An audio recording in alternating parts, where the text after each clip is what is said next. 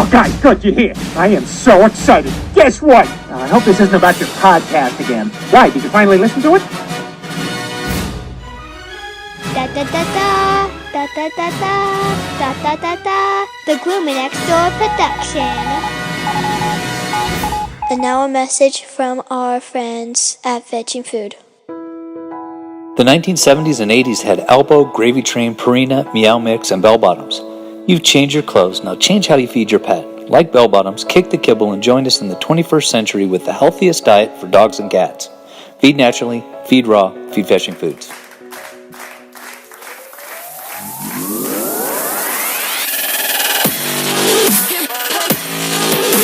The Groomer Next Door podcast.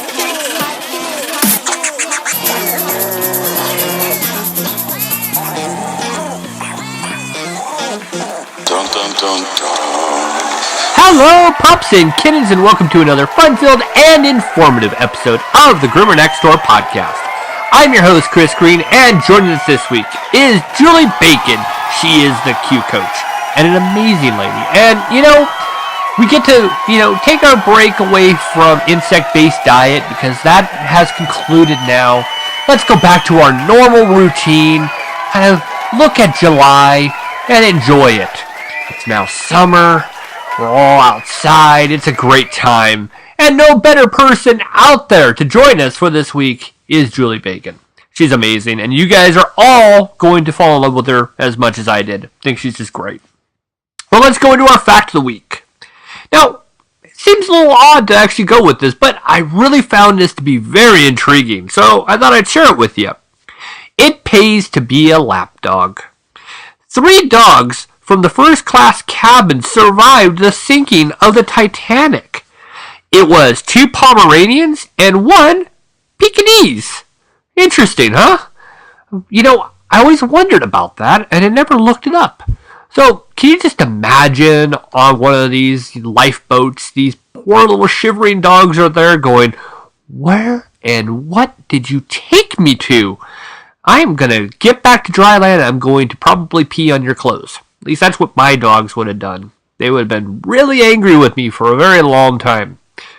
Well, by that sound, Julie is about to enter the podcast studio. So with that said, welcome Julie Bacon, the Q Coach. Oh, hello. Hold on a sec. Dad, we have a guest on the podcast. This week on the podcast, we are joined by an amazing lady, and I would have never found her. Well, I want to say I would have found you, but I would have probably found you as quickly if it wasn't for Debbie Taraka. She shared a video with you in it, and I was like, hey, this is really cool. So joining us this week is Julie Bacon, the Q Coach. Thank you for being on the podcast. Oh, it is my pleasure, and I will definitely get a thank you out to Debbie. I appreciate her connecting the two of us. It's absolutely awesome. I mean, it's always great to be able to connect with great people, and it's really hard sometimes. You know firsthand, there's a great deal of people out there, but to pick out quality, that can be a challenge. It's true, and I feel we are relying more and more upon friend referrals or referrals of, brand podcast people that we know to give kind of that stamp of approval, because it can be really overwhelming just to do a search for something you might be looking for. Very true. It is true. Well, I always like to start off every episode, at least for the people who haven't been on before. I love to start out with the origin story and find out, how did you become who you are today, the Q Coach? Well, I started the Q Coach a couple years ago, and it really is out of a passion for kind of loving all things about the mental game. Of course, I love animals. I rode horses as a kid. I did that very competitively, and even as a young teen, I knew that a lot of times the difference between doing well in the ring and not I didn't have anything to do with talent necessarily. It had to do with, of course, work and preparation, but also just your mental stamina and fortitude and being able to hold it together, if you will, in different circumstances. And it didn't even have to be a big competition. Maybe it's just pouring rain and you hate the rain or something like that. But it's that, what is it that makes us grittier or more tenacious or able to hold up and perform in maybe non-perfect circumstances. I'm not sure what perfect circumstances are, but what makes you hold up in that space? And so, even as a kid, I became fascinated with it. And of course, fast forward a few decades, I've long since traded horses for dogs. The economic model is much better for me personally, I did the thing where I got a new puppy and I took him to the responsible, puppy class, and just really through a couple of wonderful synchronicities, was recommended to a place that does training for obedience and rally and agility. And I walked in, I was like, I didn't even know this stuff existed. And I just kept taking the class and just kept getting more and more into the deep end, as it were. And next thing you know, we were competing. And so it brought back to me a lot of the partnerships with animals and what you can do together, and then working toward being able to do that thing in front of other people, or do that in a competitive nature. But still, you're green. You don't know what you're doing. You're succeeding and failing and practicing and wondering how come when I get to the show it's all falls apart, And so I was like, wait a minute, you know the answer to this. You already have a passion for this in this whole mental mind game, mental management mindset stuff. Go back to that. And I saw that really there wasn't anyone else in the dog world really focusing in on this as much. There are a couple people, of course, but I was like, no, I'm just going to focus on this one thing. I'm not going to focus on training your dog or giving you the handling moves. There are way better people out there than I am, but I'm focusing in on taking care of, and supporting the handler's journey through this, because we are half of the team. So it just felt really important to me, and just kind of where I wanted to spend my passion and my skill set where those sort of meet up. Well, I can start to see exactly what was the initial icebreaker between you and Debbie, which is obviously the Yes.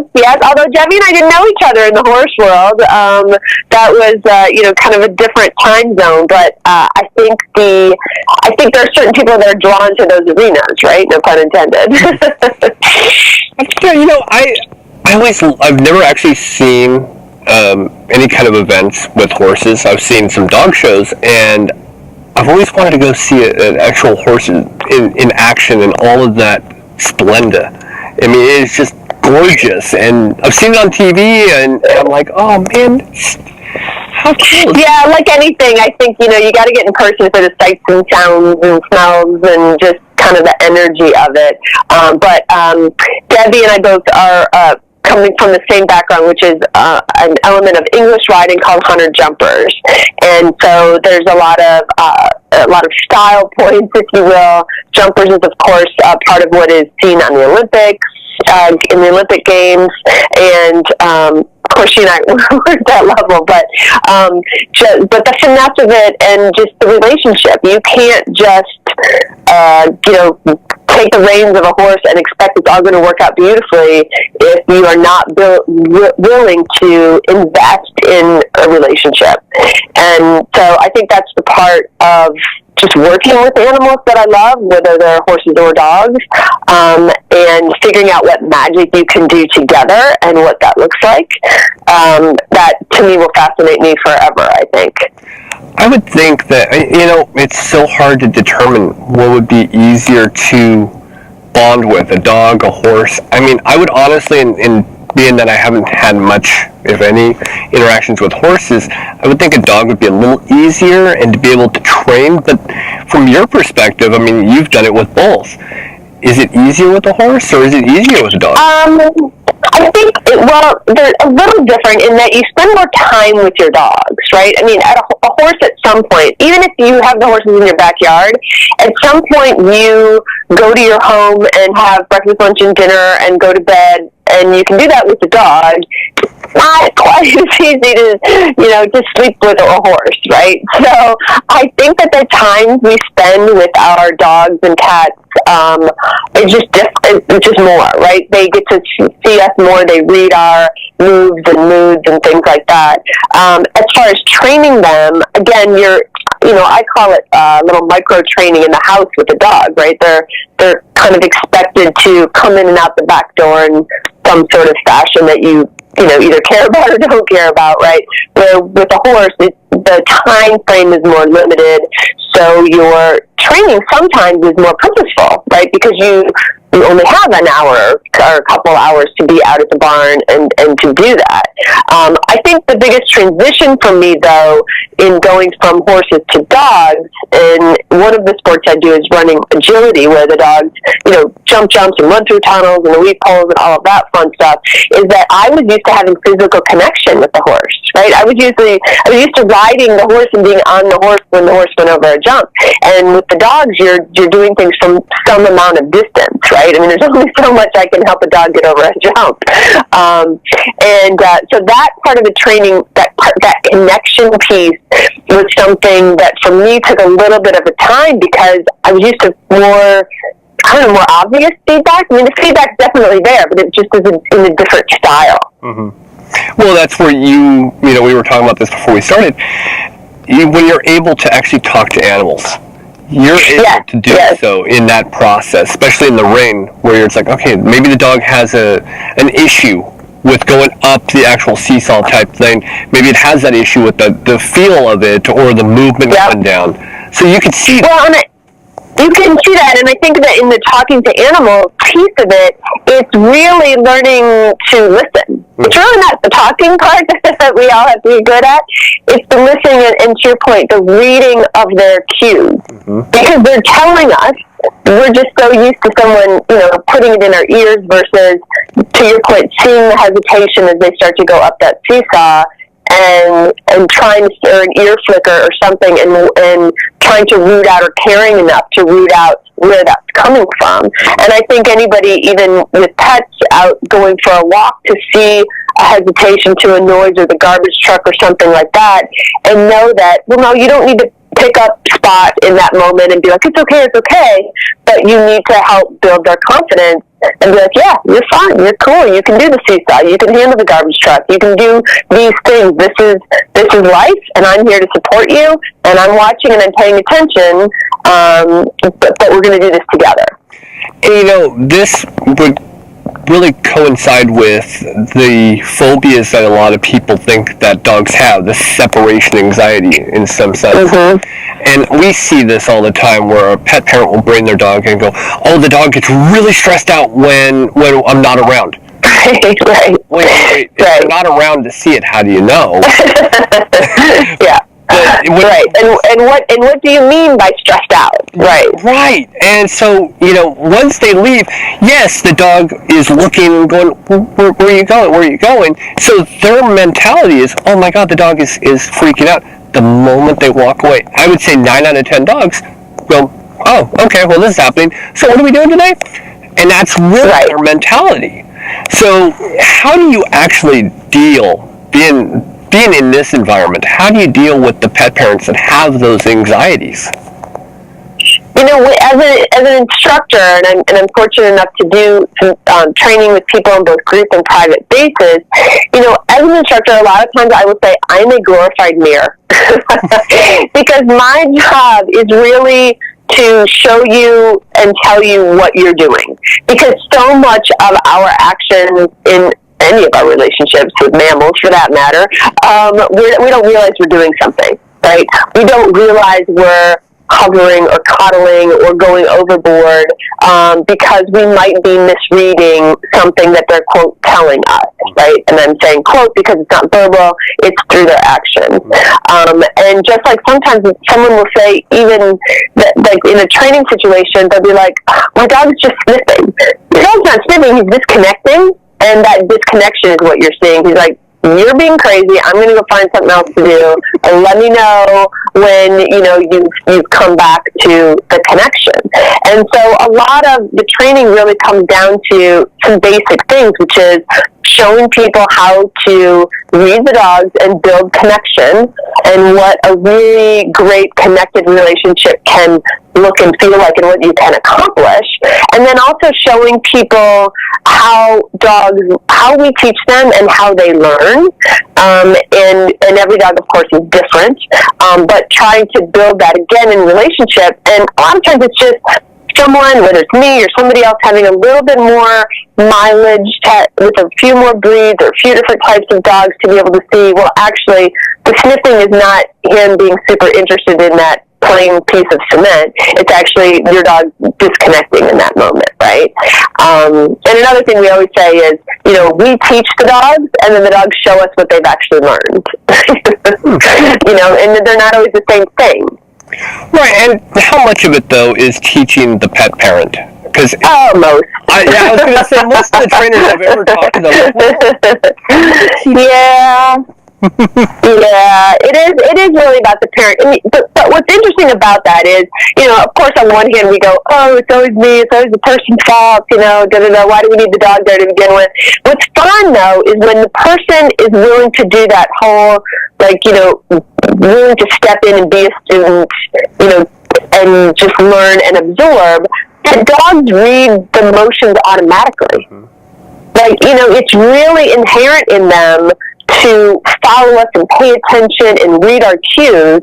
So if we can get out of our own way, which is of course what I'm all about, but if we can get out of our own way, it really opens up the opportunity for a more productive and deeper relationship, whether that's in a working moment, some type of sport, or whether it's just being like an amazing dog on a walk, or being able to travel with your dog and take them anywhere and know that they're always going to be, a good citizen of the national park, kind of a thing. And one thing that always makes me laugh is that people will say you can never teach an old dog new tricks.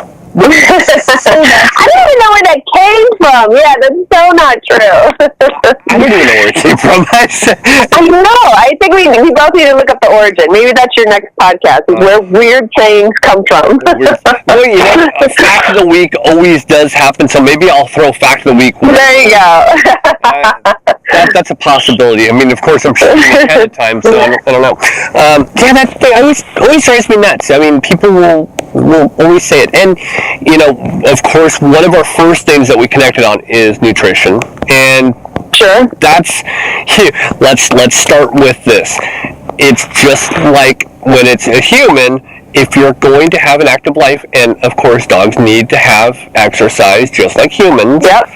Where does it always have to begin? Nutrition. Right.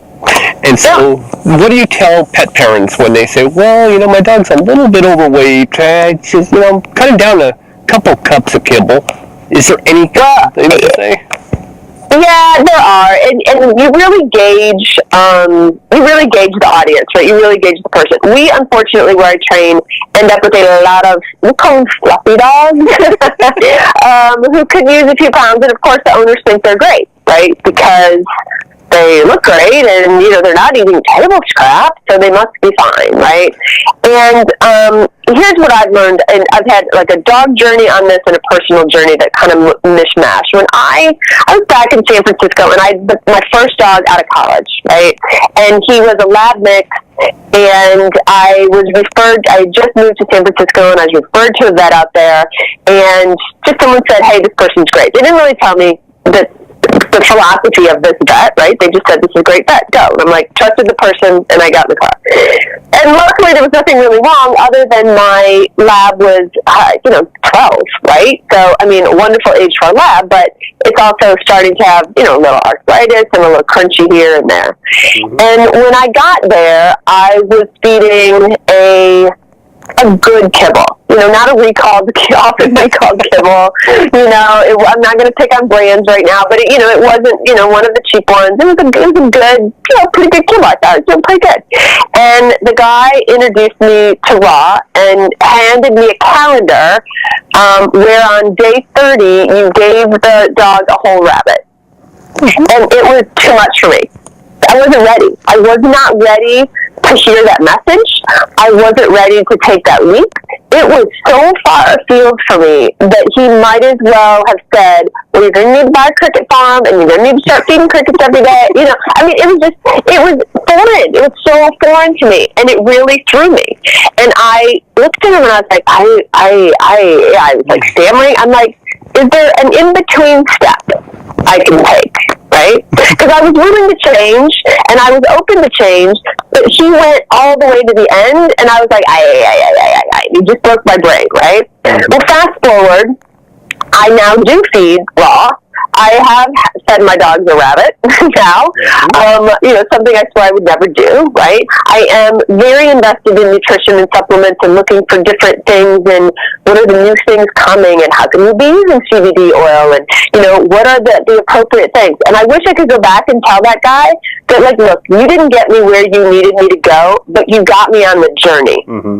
And I think what's important for people is to just be open and to take steps forward. Because I wasn't ready to leap to that extent, but I'm a different pet owner than I was back then.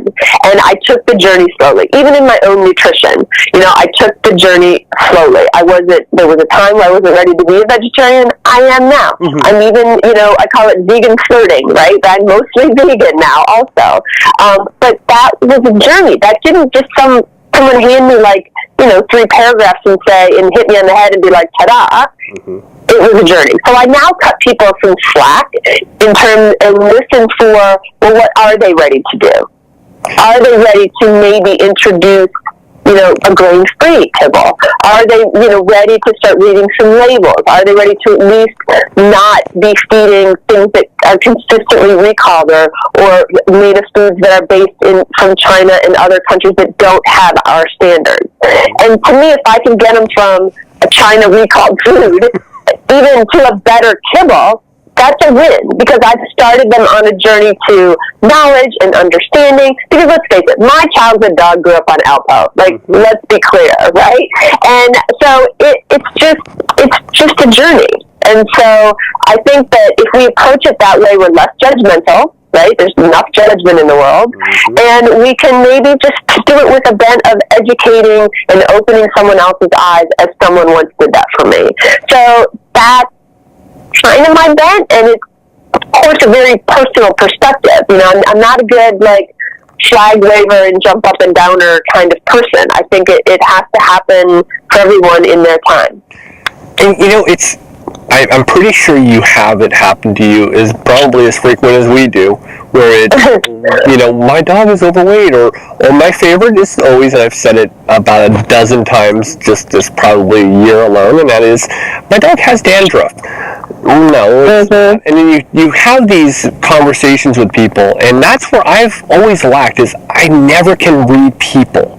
I can never stage where I'm like, are they ready? I can to their dog all day and understand. It's the people that I struggle with. So it's, at least you've been able to master that part. I have not. Well, I wish I could say master. I think what I do is I kind of start with some basic questions, like, well, what are you feeding now? Have you tried anything for that? How many times, it's like in the, you know, fluffy dogs, are you walking your dog regularly? About how far? What are some extra, you know, because then you can gauge where at least they're starting from. And then from there you can throw out a suggestion and see, well, did they wince at that? Or were they okay with that? Can I take another step? And, you know, I think part of it is in the teaching capacity. I'm part customer service, right? And part teacher. And so it kind of, I don't want to say forced me, but it kind of just made me pause and think. And then, of course, like I said, reflect back on my own story. It was like, that guy put it out there, but when he saw that saw that I wasn't really ready to, like, you know, go catch a rabbit, he was like, okay, well, here's the next step then, and here's the next step. So maybe suggest. It doesn't actually look like a rabbit. I mean, it looks like a Cornish hen. No, I've been with ears, the whole thing. No. Oh, you got No. I've gone the whole, yeah. And I swore that me back then in San Francisco could not have more imagined that scenario than, I just couldn't. And the butcher will sell them to you even with the fur on. Well, I'm not against it because I obviously know what the benefits are. I don't know if I can actually go with fur on. It took me a while. Yeah. It's not the easiest thing in the world, but by God, was I the most popular human in my dog household. I have a very, very picky Akita. She's picky. She would look at it, and she would honestly think it's one of the cats. So I don't think she could ever go that direction. Well, that's good. Yeah. That's good, because you want your cats intact. Especially the Fosters. You want to actually give them to people with 4 legs. It does help. Please. Yes. Yeah. Yeah, can I get 25% off that adoption? I'm in the same boat you are, and I do ask the same questions. I do actually vary to, well, what's your dog's poop like, or I actually am in a personable space. I always say, well, your dog had a lot of impacted glands. What are you feeding? Sure. So right. There's the gauging, but again, you're still in a different part of the country that's a little more open-minded. So maybe that's... Yeah, probably so. No, I think that's probably true. And, where I teach, I see a lot of people who are wanting to do more, right? They come because they know that we offer a bunch of different classes, and they want to do things with the dogs, and they want to be the right people. What I'm seeing more of is actually the food intolerances, and some are to the point of being allergies, and some are just intolerances. And what kind of will get me on a soapbox is, because you brought up poop, and every dog conversation eventually devolves to poop stories, right? But the poop isn't that, or it's never really been solid, or whatever, and getting people to really do the work to understand that, well, there just might be an ingredient that they can't tolerate. Right. And I know, a friend of mine with a puppy, they tried all kinds of things, and finally I was able to get them to do this test that exists that tests like 24 different intolerances. And it came to find out the dog can only have duck and lamb. That's it. No rice, no chicken. Chicken and rice. That's our go-to, right? And we had tried that with that dog, and it just didn't work. And so it took investing and doing the test, and that dog is now off of all the medication and all the extra supplements that we're trying to address it.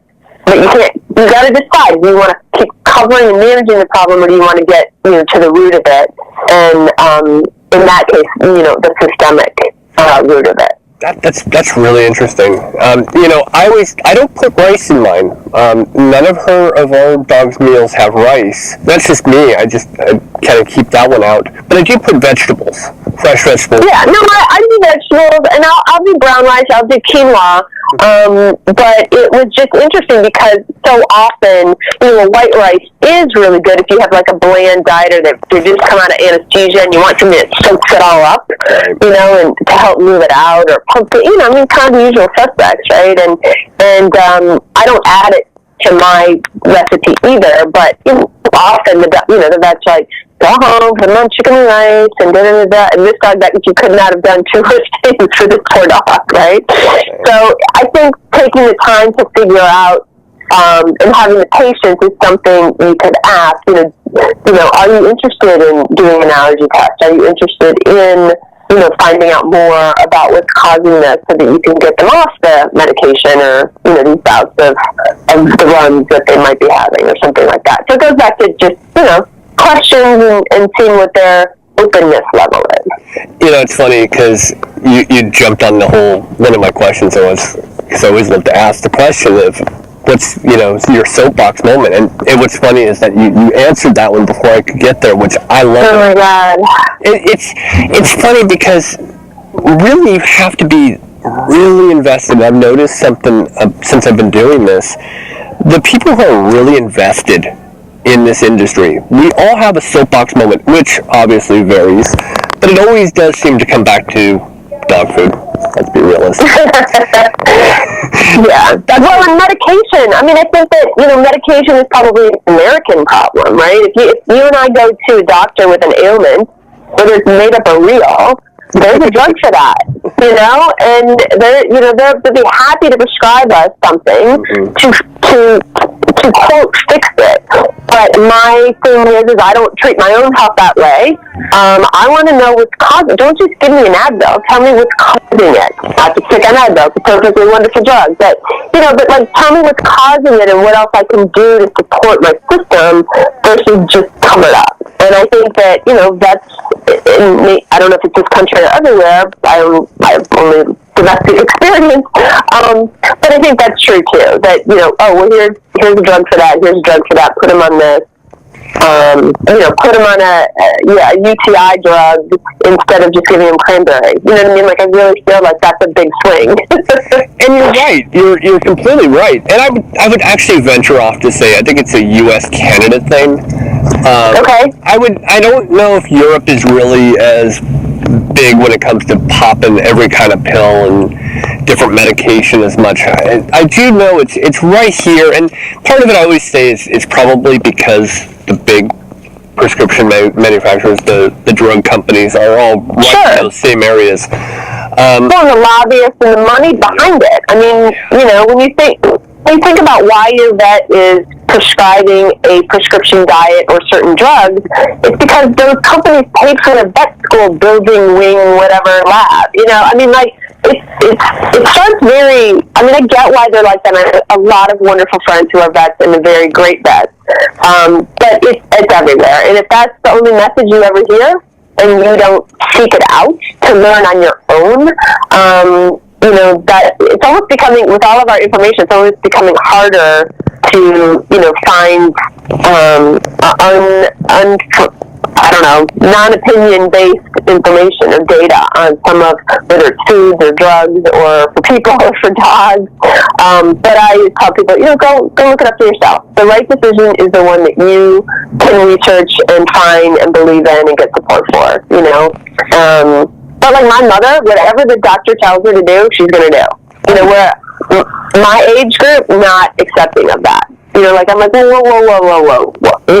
I'm much more an advocate for my own health and for my dog's health. And I consider my relationships with my vets, with folks like Debbie, who've helped me rehab several dogs. That's a relationship, and we're going to manage this together and come up with the outcome together. Right, and I have the same thing with my mom. I'm 36, and she's always like, "You need a flu shot." I'm like, "No, oh my God, please no!" Right? I'm like, "No, your daughter needs a flu shot." No, she's got a great immune system that has to develop. Right. I'm fine with flu shots for senior citizens. Okay, I'll accept it. I'll accept that, but I really don't find any other excuse for it. Our bodies need to naturally produce and be able to fight off these viruses without just administering it into the system. Yeah. I agree with that for my dogs too. My dogs don't get flu shots. They don't get a lot of the extra vaccines. But I do support their immune systems. I do. If I'm going to go to a dog show that I know is particularly big or busy or a lot of dogs, I'm starting to support their immune system a week or two before we go. And throughout the competition, I've been to big competitions where I have thousands of dogs and they're pottying in, very limited areas, right? So, and I plan accordingly, and they're on an extra probiotic or some vitamin C or autoimmune or blah, blah, blah. There's ways through that. Just like if we get on a plane, there's things to do before we get on a plane too, and surrounded by hacking and sneezing and coughing, oh my. It's always funny because you think to yourself, I'm on a plane, it costs a lot more than going on public transportation on a regular bus, and yet the people really are just about the same. I'm going, how is this possible? Yeah, it's funny. I think what's interesting is that we separate out what we do for ourselves. So often I see what we do for ourselves and what we do for our dogs are different. So like sometimes people who have a fat dog are skinny, or people who feed their dogs better than they do for themselves. And it's an interesting disconnect for I don't know, someone who's actually a psychologist, which I'm clearly not, but why the rules are different, right? And so for me, they probably still do eat better than I do, I'm following sort of the same philosophies that I think relate to most mammals. So the systems are really similar, and let's just go with that, It is interesting. Well, let's go into you. Let's dive more into you, because that's what this is about. I mean, of course, I've always enjoyed the conversation part, but you've done so much, and it's going to probably take a great deal of time to actually try to dive into this. So your flagship program was the Dream and Scheme, and you have some ebooks on it, which I think is really cool, the fact that you actually went down that direction. So you had Dream and Scheme ebook only, and then you had the ebook and the coaching program. And let's go into that process and explain to us how all that started and what the program is. So it started from a nugget that, I took some classes. Of course, I'm always taking seminars for my dogs to become a better handler so that I'm better at our sport.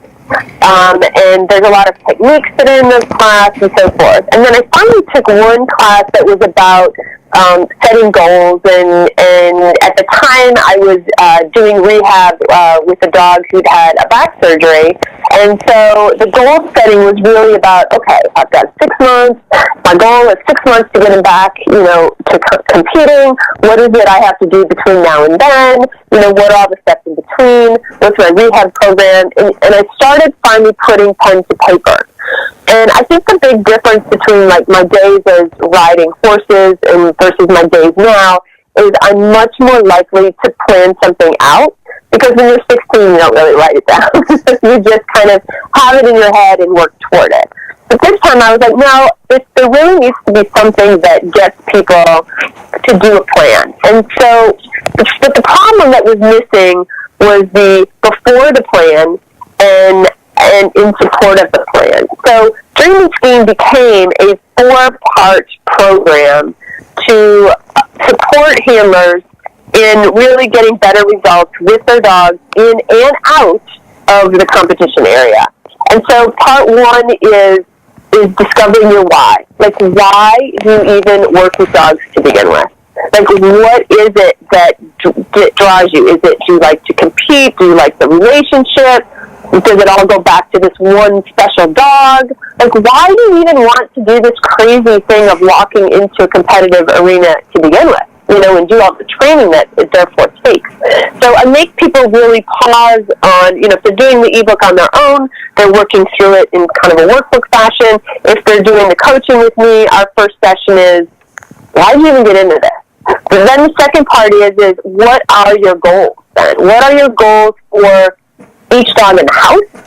And I really focus on including some puppies. Maybe you have a 10-week-old puppy and you don't even know what the puppy's potential is, all the way up to a senior dog, the kind of old dogs and new tricks kind of thing, because you still have to keep them, to your point, well fed, but also conditioned and exercise. And in that moment, we get into having joy goals as well for your dog. Because what is your old dog or any of your dogs, what do they love to do? What is their favorite thing in the world to do? And I have 3 dogs right now, and their favorite things are all very different. Mm-hmm. One just wants to go and, be and meet people. Her favorite thing is, meet the breeds, and, when she just gets to meet strangers, right? Another one just likes to go explore in the woods, right? So it's always different what you're going to answer. So part 1, why are you even in this game? Part 2, what are your goals? Lifetime, near term, 3 years out, what are you trying to do with these dogs? And they each have their own set. And then thirdly, we come to, all right, what's the plan of getting there, and do a little bit of, I call it light journaling because a lot of people have very specific preconceived notions about journaling. They don't want to crack open a notebook and stare longingly out the window. But for me, journaling is about feedback. So if you go to a trial or a training session, take a couple notes of what stood out in that day, and are there trends that you're uncovering or things you need to work on. And then finally, we get into the mental game, which, as I said at the beginning, is one of my favorite topics, is to figure out how we can be our best, most clear, most competitive selves, but also stay really connected in the moment. And within that, we talk about mantras and meditation and the importance of being prepared in that way, and how those things serve us visualizing our goals, and we get into all the mental aspects of it. So that's what Dream and Scheme became, that 4-part program, some structure and a way to plan, but some art in there and a way to allow for joy and celebration as well. I'm starting to see a great deal of mirror images between you and Debbie. Very similar in so many ways. It's kind of funny. I'm going, yeah, both structured, both really driven. Everything is meticulous. Yeah, I'm definitely seeing the pattern here. Not a bad pattern. I'm not going to say it's hey, that's a flattering pattern. I'll be in the same sentence with her any day. It is awesome. Now, of course, you decided I'm not just going to be done with that. You have Guide to Draft Foundation. You have Guide to Weight Conditioning for Draft. You have Q Manifest, and it's an ebook, and in the intro to Essential Oils. Correct. Let's dive into that subject right there, because they're all unique criterias. They are, and the thing, kind of the only thing that connects them is my brain, right? I really like to dive into things I'm curious about as well, and things that I am passionate about, right? So, in that list that you just rattled off, thank you, essential oils is kind of the anomaly in that. But I like essential oils. I use them on me, I use them on the dogs, I use them with success, and people are asking me, for instance, I'm in Virginia. You look on any, tick map or Lyme disease map, and we are bright red. So what do you use for your dogs? And I was like, well, it's this essential oil thing, blah, blah, blah. And then, people would ask, what do you do for this? What do you do for that? Go back to autoimmune. I actually use a combination of things in a sprayer that I kind of spray down their crates with. And, just for immunity's sake. So, the essential oils piece is something I always kind of toyed with, and just found some really great resources of what I'll call recipes, if you will, that I include in the ebook. I say they're not mine because I didn't make up all the recipes, but I wanted to share that, and it's something I'll talk about, from time to time, or do a little Facebook Live on or something like that and share. But all of those titles come out of different passions. It was funny because, it was the anomaly, was the essential oil. Yeah, absolutely. That's the first thing that popped in my mind. I was like, that was the odd man out. I like it. Yeah, of course. Yeah, definitely the odd man out. And, and actually the Q Manifest, which recently launched, that one was a little different too, because the topic of manifesting and and how that fits in with goal setting and how you're going after what you want. It's really important that when you're setting goals, you're also kind of letting go of the how, because kind of two things. One, I've had some great things come to me that I absolutely wanted, but I would never have imagined that they were delivered in the way that they eventually were. And then the second thing is we don't have perfect control over our dogs in any situation. So if we're really focused on just, the outcome and not the process, we're going to be disappointed. And so it does really tie in well to kind of my philosophy on how we hold things that we are going after, yet balance it with the ability to let go in terms of how that comes to us. And so that's how that ebook came about. And, then it's not enough. It's just not enough. And I say this to a few people. There's literally less than a handful that I'm like, and then you decided to keep going. Always, yeah. And I have a couple more that are just in the idea stage that will be out too. But I will ask you on that towards the end. But okay. Etsy, you have tuggers. Yes, I have tuggers. So tuggers are these fleece leashes that are kind of braided in a particular way that I started making because at the time, and it's been a while, but at the time, there wasn't a tug leash on the market that I liked. Mm-hmm. And I have had Bernese Mountain Dogs in my kind of competitive ever since my first lab mix. And they're a bigger dog. And when you play agility or play sports or something, you want them to tug or have something to play with, and you can't necessarily take a toy to the ring, or sometimes that's not an option. And so I started making these leashes, and then of course I had to make them with different colors and patterns and blah, and just really expand it. And it's a cool outlet for my creativity.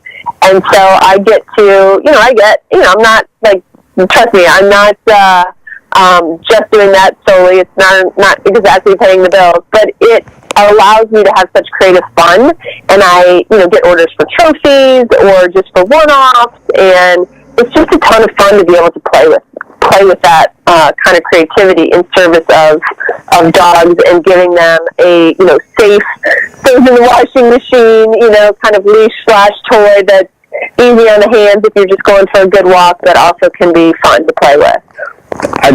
But wait, there's more. Oh, trust me, with you, there's a lot more. I still want to say it's probably because of Thrive.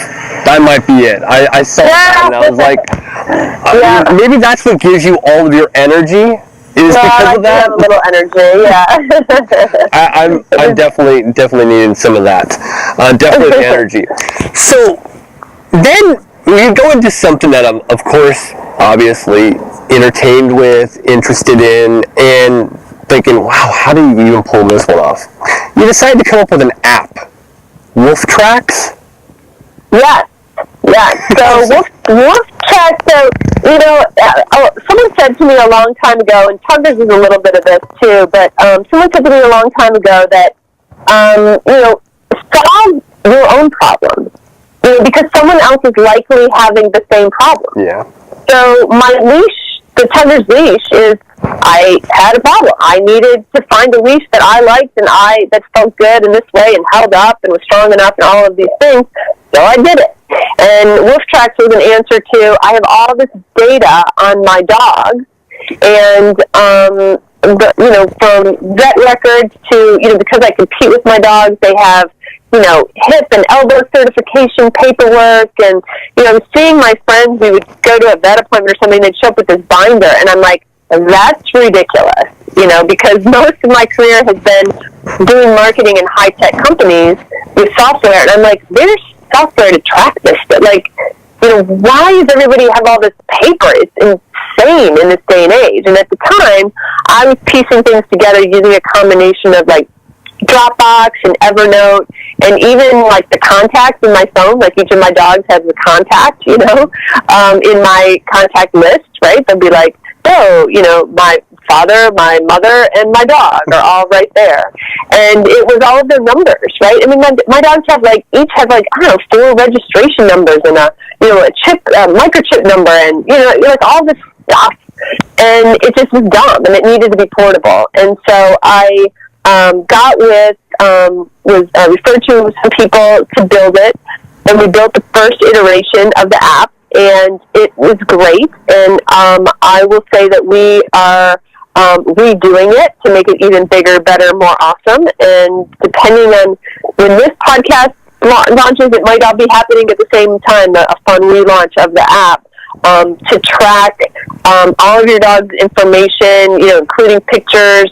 And the other thing I was really passionate about in that was that, if something, God forbid, your dog gets away, gets out of the fence or something like that, you can actually click and it'll prepare an email to send to shelters or police departments or something like that with all the relevant information. So it'll automatically pull a name, a picture, heights, color, coloring, all that kind of stuff. that God forbid you're in an emergency situation, it'll pull it all up so you can start emailing people to be on the lookout for your dog. That's cool. So, really fun. That's my tech geek side coming to the forefront. I wish I could say I have a tech geek side. Oh, that's fine. That's where I spend my life. Oh, boy. I was going to say, yeah. It was just me throwing that out there. But, it's now Apple and Google, or is it just an Apple product, Apple app? It's Apple and Google.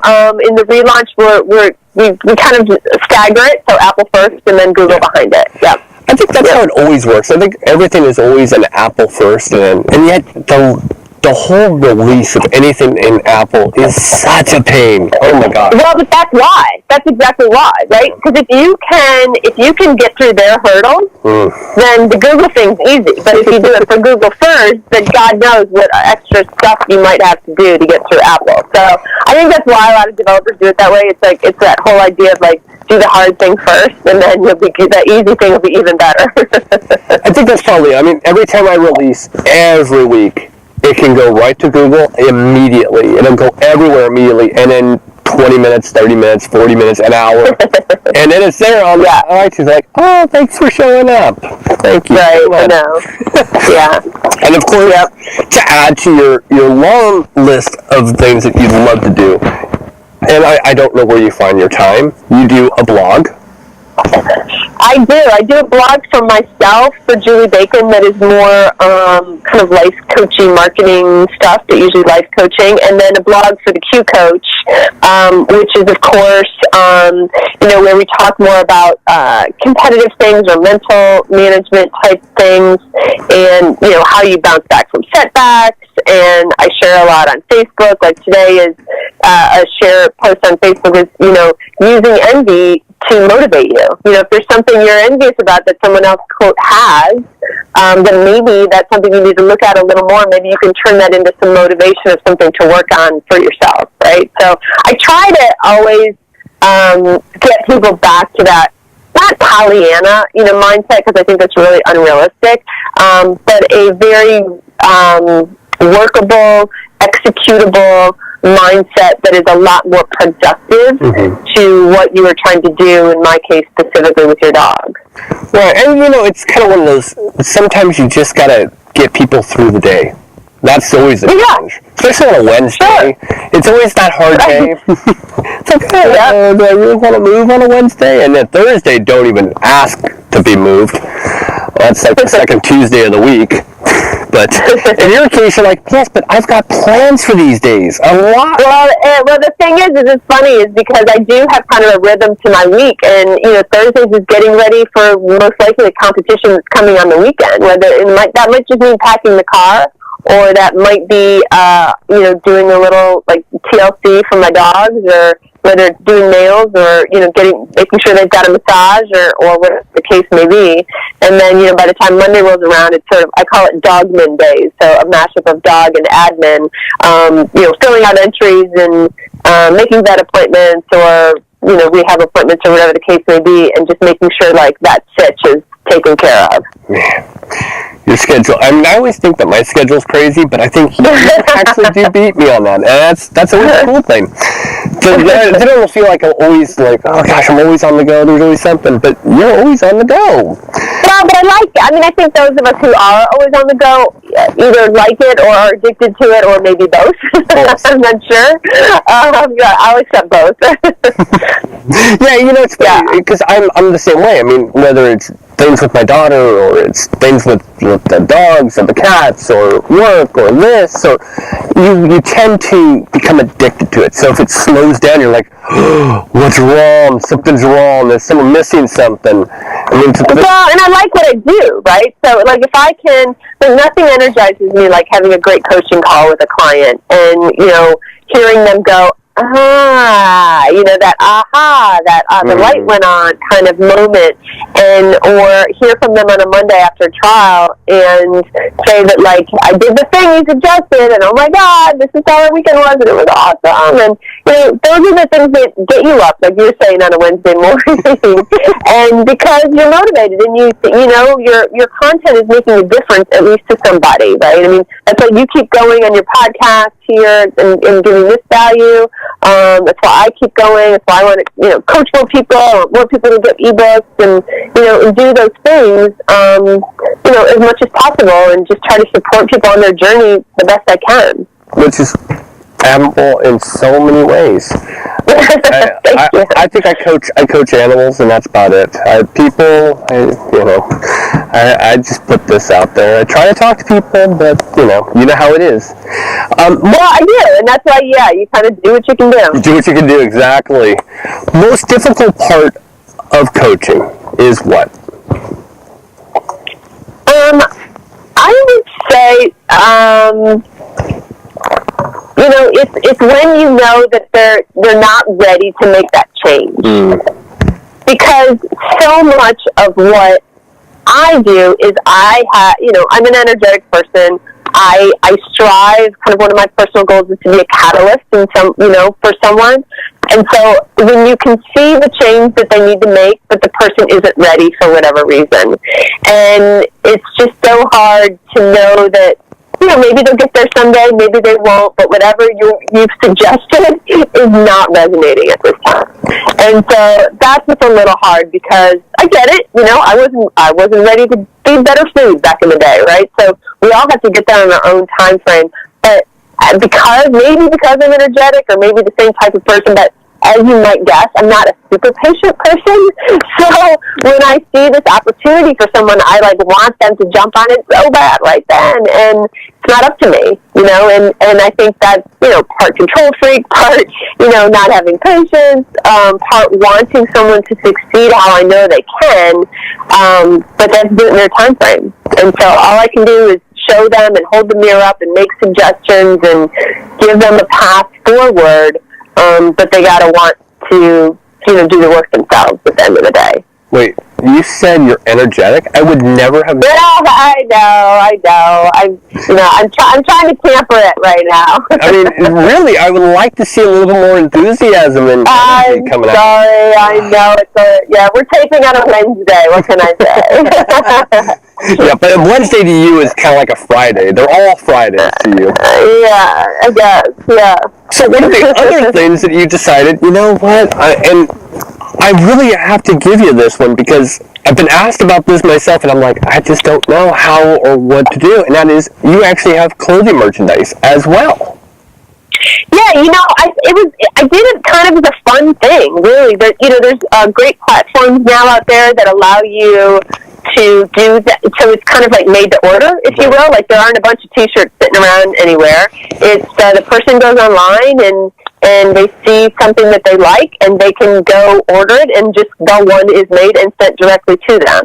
So for me, it was also like I didn't have to have cash out. I'm not running to the post office every day. But there were some things that we said, and in coaching a lot, and I had a friend of mine who's a very talented designer who made some designs up for me just off of some of those things, and we just made a few things. I picked a few T-shirts and sweatshirts, so some long short sleeves, etc., and just added that to the collection, because it's kind of like mantras. Some people need to carry and want to carry some of our little things with them.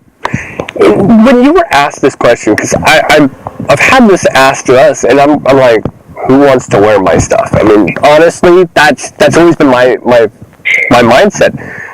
Did that have that same kind of click to you, like, you want to wear my product that I came up with this line? Did that ever pop in your head? I am a marketer from a lot of years, and so what I always try to say is that you want to try to build a brand that makes people want to wear the T-shirt. Because if you are doing a good job, and people are really, fanboys and girls of what you bring to the world, then they're going to want to be affiliated with you and associated with you and support, and then maybe just support you. Maybe your mom's just the only one wearing it, but she's supporting what you're doing, right, and the value you're bringing to the world. So, I'm not 100 T-shirts a month, don't get me wrong, but yeah, there are definitely some people that were like, no, this resonates with me. I like the style of the design. It's, it's kind of more reserved than, maybe really out there. And I support it, and I'm proud to be within the group of people who consume the content or get coaching or, or listen to some of my content on Facebook and other places. So for me, it's just an outlet, and it was a really kind of nice extra thing to do that, like I said, didn't really cost me anything per se, and allowed people to be supportive. So it's also a great thing for like if you want to do something to raise money or or draw attention to a cause, then people like to get something for that money, right? So every once in a while I'll do like a flash sale or something and say all the proceeds are going for this or that or the other. And again, great way to do that. That was really smart. I always say I'm the first listener to every episode, and you really just gave me that aha moment. I never really thought of it that way.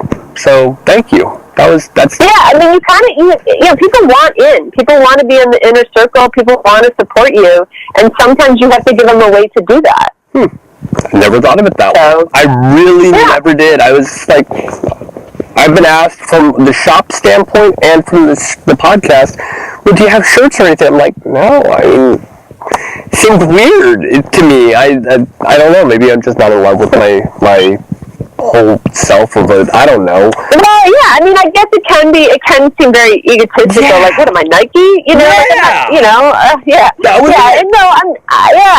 not Nike. But if you go, the other thing too, for me, I think maybe that was a little bit of a lesser barrier is that, at dog shows on the weekend, everybody's wearing a T-shirt. T-shirts and sweatshirts and things like that. And there's some other great stuff, companies doing really cool dog stuff. And I'm like, well, I have a good brand. I want to wear it. And some of it was I wanted to wear some of it because I wanted to promote my own business. So, the first things I did were, of course, things that I would wear because, I think you should like your product enough to want to wear it. So that was also some of it too. So a lot went into it, but it is one of those on-demand sort of creation things that really was really easy for me to do. So I think you should do it. I want you to do it. I love it. You know what? That's the funny part because because I have a sweatshirt that has the podcast logo on it, and I wear it in honor. I'm proud of it. Sure. As the shop, and people have asked us. That's really how it all came about. Is where can I get one? It's like, let them. And they're wanting in. They're telling you, we want in. Let them in. Like you said, I never thought of it as like a Nike thing or being. I just didn't want to have that ego to me. But thank you. You've actually. You've inspired me, which is helpful. Yeah, good. Yes, another catalyst. I love it. Yes. I do. I have to say, I mean, I've never seen it from that perspective. Now, there's other things that we need to talk about, which is your personal intensive unlimited program. And then you have your 4-pack of coaching sessions. And that's the other things you have to offer. And so I wanted to actually talk about that before, we start to kind of close this chapter for this episode. Thank you. So the 4-pack of coaching was actually created for some of the people who went through the Dream and Scheme program with coaching, and then they were like, well, wait, I want more coaching. Like, this has been so great. Like, you need to coach me. I want to be able to call you. I want to be able to, book you for big events or, be able to talk to you. Like, let's keep this momentum going.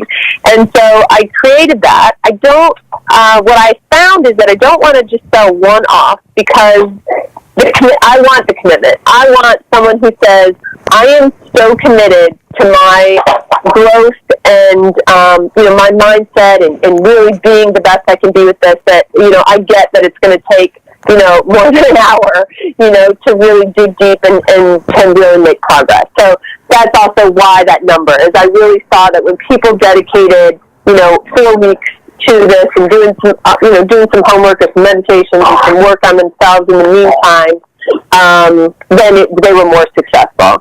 And then the intensive came out of actually one of my clients who had been a repeat client and was buying, a couple of 4-packs, and she was part of my, I have an annual membership too that I run every so often, and she was like, you know what, I'm going to send you a check like I do my personal trainer because you're basically my personal trainer for my mindset. and I'm just going to prepay it, and I'm not going to worry about hoarding my sessions or saving them for something important. I just want to know that we can do this all the time. And that's how that was born. So out of that desire that people kind of want me on, not necessarily speed dial, but like want to be able to do monthly programs and have access to all of my content and just be in kind of that inner circle of people who are dedicated to improving their game. Hey, being on demand is nice.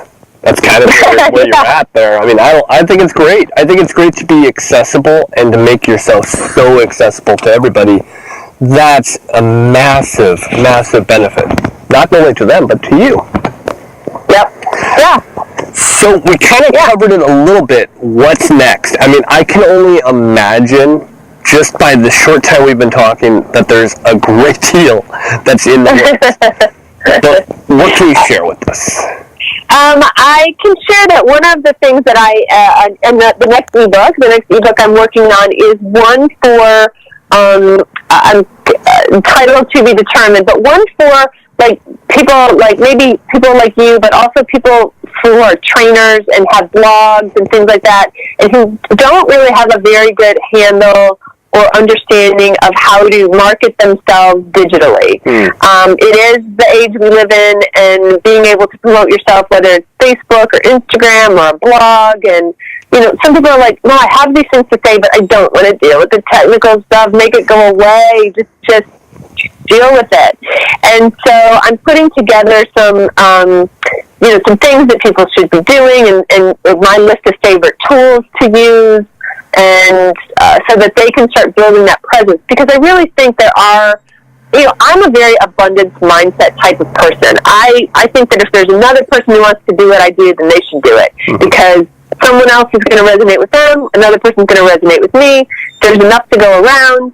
And so if someone is not getting their message out because of a technical reason, or they don't understand this whole digital marketing thing that can be really overwhelming, then I want to try to help them knock down those barriers in whatever I can, because the platform or the vehicle shouldn't get in the way of the message. True. And I think there's a lot of people with a great message that just are overwhelmed by the mechanics of it all.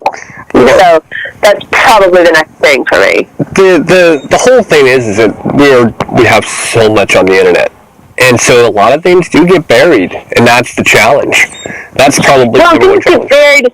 Yeah, especially in people's feeds, right? And algorithms, and when you start saying like, why doesn't someone show up in my Facebook feed? And if I say back to you, well, the algorithm is their eyes completely glaze over.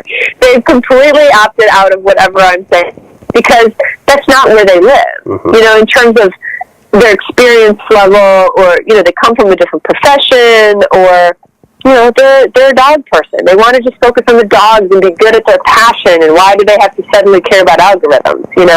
And I get that. And so just trying to demystify some of that in hopes that, again, they can figure out how to get their message out in a way that they can manage, and they don't have to pay somebody else a bunch of money to do it for them. Yeah, I mean, there is some things, and I mean, I've seen it. Some things you just have to build a library of content. Yeah. And that's the challenge. Some people don't. I can speak for myself in this one. And when starting out in this realm, I didn't realize you have to actually build a library. You have to build content before you can actually worry about growing.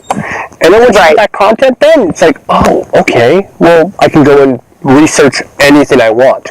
When you think, oh, I got 10 of these, that should be enough, right? 10 Right. No. So No. I like the fact that you're putting something together that actually can pretty much put it into perspective, because this is a very weird digital age, and growing up in the realm of cassette tapes, and now everything's MP3, and it's kind of all very strange. It's even down to movies. I mean, I buy a lot now digital, which is weird. Yeah, oh yeah.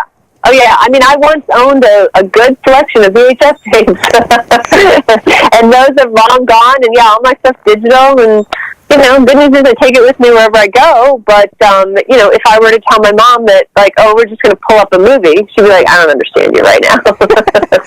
my mom said, hey. my mom's in her 70s, so we're dealing with a little different. But, yeah, she's like, I don't know what you mean. Yeah. my mom told me about a year, maybe 2 years ago, have you heard of this thing where it's in the cloud? I'm like, yes, Mother, I've heard this. Yes, Mother. Yeah. I've got 100 and something up there. But it does lack the enjoyment of physically touching them. That's the only thing that really drives me nuts, is I miss being able to touch the disc, see the disc, have that. I mean, I don't miss 8-track tapes. I'm just going to put that out there. I don't miss the click-clack in the middle of your song as it switched tracks. So, yeah, there are still some songs that if you bring it up, I will hear the click-clack in the middle of it, right where it used to be in our family van. or when cassette tapes, you would have to take a pencil to put all the tape back in. Yep, and rewind them. Yep, of course. Or going to a Blockbuster and having that sticker on there that said "Be Kind, Rewind." I miss this stuff. I do miss it. There's things that some of your listeners don't even know what we're talking about right now. Sure. We've now gone into some foreign land of Blockbusters and pencils. What is this? Pencil, yeah. A-track. I've heard of the A-team, but what's this A-track you talk about? Yeah. I know. Well, what haven't we covered? Obviously, I'm very, very well known for going, ooh, shiny red ball. So that was my moment. But what haven't we covered that we really should have covered, or did we cover everything? I think we did pretty well. I want your listeners to know that, you know, I want to give everybody a gift. If they visit theqcoach.com and, you know, head into the shop, that all of my ebooks will be 25% off if they use Groomer, all caps at checkout. So I just want to give that gift in case anyone's interested in learning more, whether it's essential oils or putting together a plan for themselves, or, you know, getting started in drafting with their dogs. So, you'll of course put that, I'm sure, in the show notes or whatever, but yep. I just want to throw that out there for everybody. And, I just appreciate the interview and being included in your podcast. Anytime. And as I always say, this is not a one-off. This is a conversation that can be had again and again and again in different topics. Always welcome to be back. Please think of me. There's a bunch of topics. We were all over the board today, and so I'd love to talk about any of them. Anytime. I mean, you know, that's kind of been the fun part about all of this, and Debbie will attest to it. When she came on, she's been on now twice, and I'm sure that she'll be on again and again and again, and I always love to stay in contact with everybody, and I find that these conversations, they're never, okay, we're done, bye, kind of. Right, yeah. Right. That's a conversation. Yeah, so that must be the fun part of doing this for you, is how great your network is becoming, and how all these great, interesting conversations. So that's fun. I appreciate the conversations more than I can ever say. Well, thank you, Julie, for being on the podcast. I truly appreciate it, and I've had an absolute blast. I'm Chris. My pleasure. I'm Chris Green. Have a fantastic week. Bye-bye, everybody. Okay, gotta go in my bedtime.